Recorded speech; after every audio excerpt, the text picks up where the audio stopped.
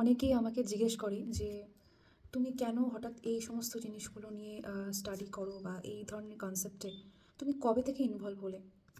তো আমার একটাই উত্তর যে আহ, আমি নিজে হইনি। আমি নিজে এই সমস্ত আধ্যাত্মিক ব্যাপারে যুক্ত হইনি।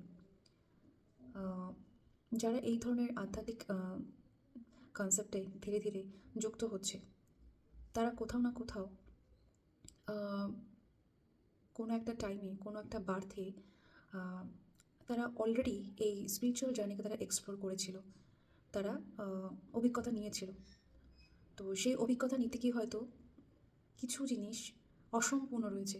তো সেটা সম্পূর্ণ করার জন্যই আবার সেই জার্নিটা প্রেজেন্ট বার্থে শুরু হয়। তো যখন এই জিনিসটা আস্তে আস্তে বুঝতে পারলাম, তখন একটা জিনিস ভেতর থেকে আহ, মানে আমি নিজে রিয়েলাইজ করলাম যে আহ, নিজে সেলফ ডিপেন্ডেন্ট হওয়া ছাড়াও, মানে আহ, সবার সাথে, ফ্যামিলির সাথে, সব কিছুর সাথে, মানে এই সংসার জীবনে সব কিছু করে নেওয়ার পরেও এমন কিছু একটা উদ্দেশ্য থাকে যেটা ফুলফিল করতে হয়, আর সেটা পারপাসফুলি করতে হয়। তো এই জন্যই এই লাইনে এসছি এবং নিজের সাংসারিক জীবনের সাথে এই আধ্যাত্মিক জীবনকে খুব সুন্দরভাবে আমি উপভোগ করি। তাতে আমার কোনো সমস্যা হয় না।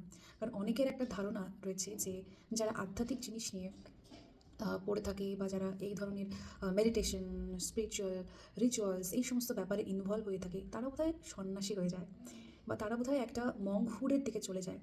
তো এটা একটা খুব খারাপ ধরনের একটা মিথ, আমি বলবো। এটা সত্যি একটা খারাপ ধরনের মিথ। আমি যবের থেকে ট্রু পাথে আছি, আমার ট্রুলি আধ্যাত্মিক মানে জাগৃতি শুরু হয়েছে, আমি আরও বেশি আহ, আহ, সাংসারিক জিনিসগুলোকে বুঝতে পেরেছি। আমার কোথায় ফল্ট ছিল সংসার করতে গিয়ে, কোথায় কোথায় আমার আটকেছে বা আমি কোথায় কোথায় ভুল করেছি, সেই জিনিসগুলো আমার রিয়েলাইজেশন হয়েছে ভেতর থেকে। এবং এখন সেটা বুঝতে পারি যে সংসার ধর্ম এবং আধ্যাত্মিক জীবন একসাথে যদি চলে, তাহলে এর থেকে ভালো কিছু হয় না।